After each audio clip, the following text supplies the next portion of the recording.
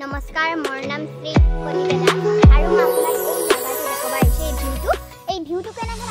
আপুনি অলপমান ধ্যান দিব আপুনি যদি মনৰ পৰা চাওক এই জায়গাটা ইমান সুন্দৰ জায়গা আপুনি কোনোদিনে